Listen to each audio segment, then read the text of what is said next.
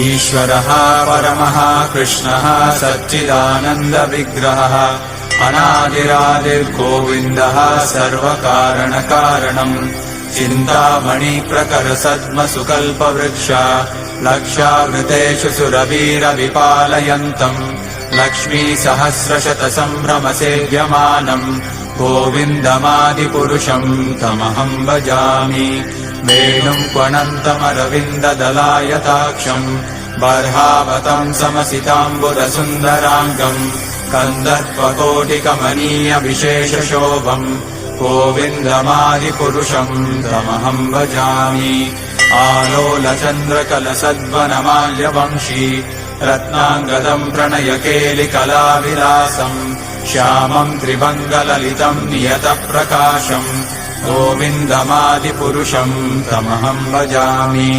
अङ्गानि यस्य सकलेन्द्रियवृत्तिमन्ति पश्यन्ति पान्ति कलयन्ति चिरम् जगन्ति आनन्दचिन्मय सदुज्ज्वलविग्रहस्य गोविन्दमादिपुरुषम् तमहम् भजामि।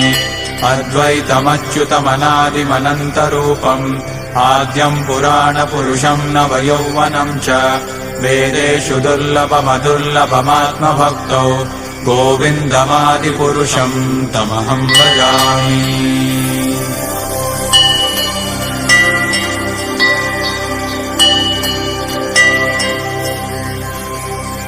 पन्तास्तु कोटिशतवत्सरसम्प्रगम्यो वायोरथापि मनसो मुनिपुङ्गवानाम् सोऽप्यस्ति यत्प्रपदसिम्यविचिन्त्य तत्त्वे गोविन्दमादिपुरुषम् तमहम् भजामि।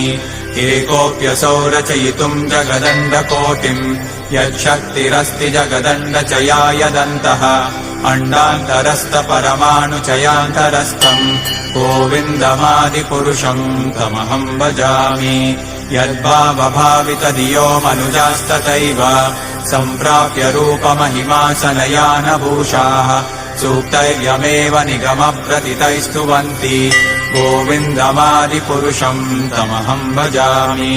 आनन्दचिन्मयरसप्रतिभाविताभिः ताभिर्य एव निजरूपतया कलाभिः गोलोक एव निवसत्यखिलात्मभूतो गोविन्दमादिपुरुषम् तमहम् भजामि।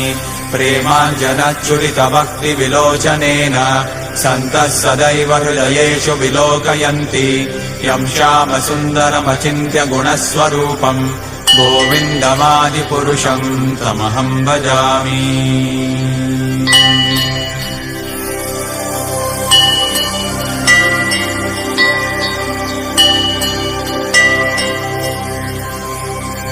रामादिमूर्तिषु कलानियमेन तिष्ठन् नानावतारमकरोद्भुवनेषु किन्तु कृष्णः स्वयं समभवत्परमः पुमान्यो गोविन्दमादिपुरुषम् तमहम् भजामि। यस्य प्रभा प्रभवतो जगदण्डकोटि कोटिष्वशेषवसुधादिविभूतिभिन्नम् तद्ब्रह्म निष्कलमनन्तमशेषभूतम् गोविन्दमादिपुरुषम् तमहम् भजामि। माया हि यस्य जगदण्डशतानि सूते त्रैगुण्यतद्विषयवेदविदायमाना सत्त्वाबलम् विपरसत्त्वम् विशुद्धसत्त्वम् गोविन्दमादिपुरुषम् तमहम् भजामि। आनन्दचिन्मयरसात्मतया मनस्सु यः प्राणिनाम् प्रतिफलम् स्मरतामुपेत्य लीलायितेन भुवनानि जयत्यजस्रम् गोविन्दमादिपुरुषम् तमहम् भजामि। गोलोकनाम्नि निजधाम्नि तले च तस्य देवी महेश हरिधामसुतेषु तेषु ते प्रभावनिचया विहिताश्च येन गोविन्दमादिपुरुषम् तमहम् भजामि।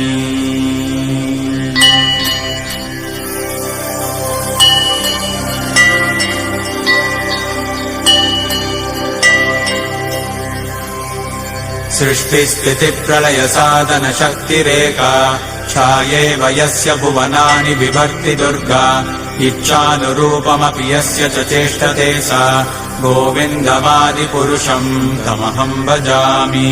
क्षीरम् यथा दधिविकारविशेषयोगात् सञ्जायते न हि ततः पृथगस्ति हेतोः यः शम्भुतामपि तथा समुपैति कार्यात् गोविन्दमादिपुरुषम् तमहम् भजामि दीपार्चिरेव हि दशान्तरमभ्युपेत्य दीपायते विवृतहेतु समानधर्म यस्तादृकेव हि च विष्णुतया विभाति गोविन्दमादिपुरुषम् तमहम् भजामि यः कारणान्नवजले भजति स्म योग निद्रामनन्तजगदण्डसरोमकूपः आधारशक्तिमवलम्ब्य परां स्वमूर्तिम् गोविन्दमादिपुरुषम् तमहम् भजामि यस्यैकनिश्वसितकालमतावलम्ब्य जीवन्ति लोमविलजा जगदण्डनाथाः विष्णुर्महान् स इह यस्य कलाविशेषो गोविन्दमादिपुरुषम् तमहम् भजामि